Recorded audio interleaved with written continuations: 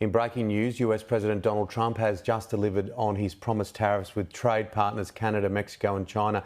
It was part of a next batch of executive orders signed at the Oval Office just moments ago. Mr. President, is there anything China, Canada and Mexico can do tonight to forestall your implementation of tariffs tomorrow? No, nothing.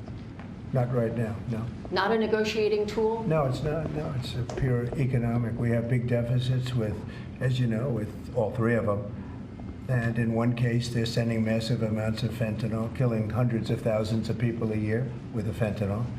And in the other two cases, they're making it possible for this poison to get in, number one. And number two, we have big deficits, and it's something we're doing. And we'll possibly very substantially increase it or not. We'll see how it is, but it's a lot of money coming to the United States. As you know, we have about a $200 billion deficit with Canada, getting close to $200 billion. They've treated us very unfairly.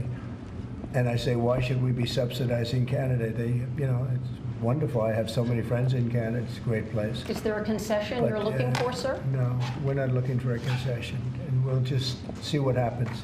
We'll see what happens. And with Mexico, it's the same thing. We have a $250 billion deficit, and we have a lot of people coming into the border, and now we've largely stopped that, but we've stopped that ourselves.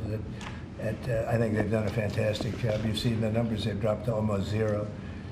But we've suffered under the past administration for years and years. We've suffered with millions of criminals coming into our country. Criminals, people from jails from all over the world. They come through Mexico, and they come through Canada too. A lot of them come through Canada, and a lot of fentanyl comes through Canada. And China makes the fentanyl. China makes the fentanyl, gives it to Mexico, puts it through Canada, puts it through different places, mostly Mexico, but also a lot through Canada.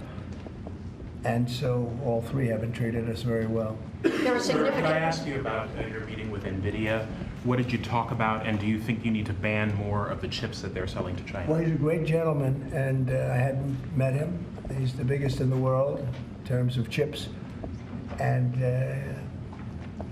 I can't say what's going to happen with it. We had a meeting. It was a good meeting. But eventually we're going to put tariffs on chips. We're going to put tariffs on oil and gas. That'll happen fairly soon. I think around the 18th of February. And we're going to put a lot of tariffs on steel. We already have tariffs on steel, and we've saved our steel industry, but that was relatively small compared to what it'll be. But we're going to be putting tariffs on steel and aluminum and ultimately copper. Copper will take a little bit longer, and that'll happen pretty quickly. It'll mean it'll be a great boost for our steel industry. It'll make our steel industry very strong. If I didn't put the tariffs on years ago on steel, which actually Biden left because there was so much money that they couldn't do anything about it, I think we would have lost. We wouldn't have one steel mill in this country if I didn't do that. We saved the steel industry. So it was an honor to do it, and I think the people that love me most in the whole world are people that make steel. But we're going to be putting sometime this month, next month, we're going to be putting tariffs on steel and aluminum. And we'll give you an announcement as to what the exact date is. But it'll be a tremendous amount of money for our country, a tremendous amount. These are big numbers. And in addition to that, and you see the power of the tariff. I mean, the tariff is good. And nobody can compete with us because we have by far the biggest piggy bank.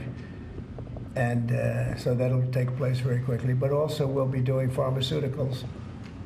And to bring our industry back, we want to bring pharmaceuticals back to the country. And the way you bring it back to the country is by putting up a wall, and the wall is a tariff wall. We were the richest country in the world. We were at our richest from 1870 to 1913. That's when we were a tariff country. And then they went to an income tax concept, and how did that work out? It was fine. I mean, it was okay, but would have been very much better. So we'll be doing pharmaceuticals, importantly, and drugs, medicines, etc., all forms of medicine and pharmaceuticals. And we'll be doing, very importantly, steel, and we'll also be doing chips and things associated with chips.